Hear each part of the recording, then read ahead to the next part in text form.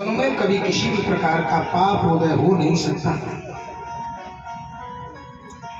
श्रीमान भरत जी महाराज हमें और आपको संस्कार देना चाहते हैं, शिक्षा प्रदान करना चाहते हैं। ये संसार के व्यक्तियों, संसार में तो रहो लेकिन संसार के बन करके मत रहो। अच्छा, एक बात विचार करिए आप लोग, सुनो। व्यक्ति जब संसार सागर में आता है, हम लोग जब इस संसार में आते हैं तो परमात्मा हमें संसार के ऊपर सवार बना करके भेजता है। लेकिन ये संसार की माया इतनी बड़ी विचित्र है कि आते तो हम लोग सवार बन करके हैं, लेकिन संसार में आकर के क्या बन जाते हैं? सवारी। बस में हम लोग बैठ करके यात्रा करते हैं, कंडक्टर पूछता है, बोले भैया कितनी सवारी हो? कोई कहता हम अकेले है, कोई कहता 2 है, कोई कहता 4 है। लेकिन हम लोग इस बात का कभी विचार करते ही नहीं कि सवारी कहते किसे। घोड़े पर बैठ करके आप जा रहे हो तो सवारी कौन कौन हो गया? घोड़ा के घोड़ा पर बैठने वाला, घोड़ा हुआ ना सवारी, और बैठने वाला कौन हो गया? सवार। इसी तरीके से बस में बैठ करके हम लोग यात्रा करते हैं तो सवारी बस हो गए कि हम?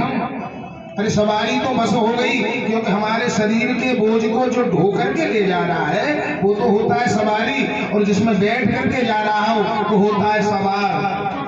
लेकिन संसार की माया के चक्कर में आकर के हम लोग इतने पागल हो जाते हैं, इतने व्यथित हो जाते हैं कि परमात्मा हमें संसार में सवार बना करके भेजता है, लेकिन संसार में आकर के हम लोग सवारी बन जाते हैं।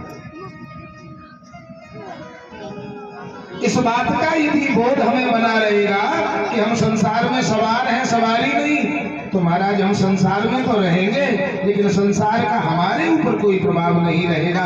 और संसार में यदि सवारी बन जाएंगे तो महाराज परमात्मा को हम भूल करके संसार के ही बन करके रह जाएंगे। बंधुओं, मेरा कहने का अभिप्राय यह है, संसार में खूब रहो।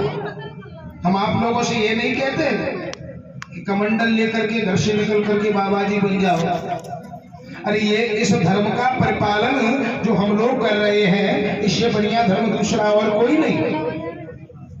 लेकिन धर्म का परिपालन तो करो, लेकिन परमात्मा को मत बुलाइए।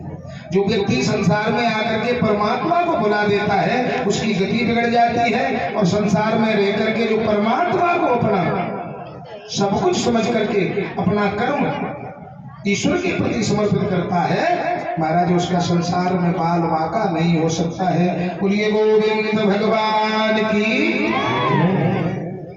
परिणाम ये हुआ बंधुओं, भरत जी महाराज का दूसरा जन्म हिरण के बच्चे के रूप में हुआ, लेकिन भरत जी महाराज को बिल्कुल याद था। विचार कर लिया, एक बार हमने अपराध कर लिया, अब की बार कोई अपराध नहीं करूंगा। तो ऐसा वर्णन मिलता है कि भरत जी महाराज को जब तक मैया ने दूध पिलाया तब तक तो पेट भर जाता है। मैया ने जब दूध पिलाना बंद कर दिया तो भरत जी महाराज पेट भरने के लिए केवल सूखी घास खाते हैं। विचार कर लिया, यदि मैंने हरी घास खाना प्रारंभ कर दिया तो कीड़ा मकोड़े मेरे पेट के अंदर चले जाएंगे, उसका भी अपराध मेरे ऊपर ही पड़ जाएगा। इसलिए जब तक जीवन है तब तक महाराज मैं सूखे पत्ते खा करके जीऊंगा। और सूखे पत्ते खा करके महाराज इनका शरीर बिल्कुल दुर्बल हो गया, और धीरे धीरे धीरे धीरे महाराज इनकी गोविंदाय नमो नमः हिरण का जो शरीर प्राप्त किया था वो छूट गया। और तीसरे जन्म में जाकर के महाराज ये एक आंगिरस गोत्र के ब्राह्मण के यहाँ पर इनका जन्म हुआ, और तीसरे जन्म में भी जाकर के इनका नाम भरती हुआ। जिन ब्राह्मण देवता के यहाँ पर इनका जन्म हुआ है, ये बहुत बड़े आचार्य थे, बहुत बड़े पंडित थे। दिन में 20-20, 25-25 बार महाराज नौता खाने जाना पड़ता था। भरत जी महाराज थोड़े समझदार भये, पिताजी ने गायत्री मंत्र पढ़ाने का बहुत बड़ा प्रयास किया, लेकिन भरत जी महाराज ने अब की बार तो संकल्प कर लिया। भरत जी महाराज तो बहुत विद्वान थे, गायत्री मंत्र नहीं कई मंत्र जानते थे, लेकिन संकल्प लेकर के आए अब की बार संसार में ज्यादा रुचि रखेंगे ही नहीं। महाराज बिल्कुल कोई प्रश्न करता है तो पागलों जैसा उत्तर देते हैं।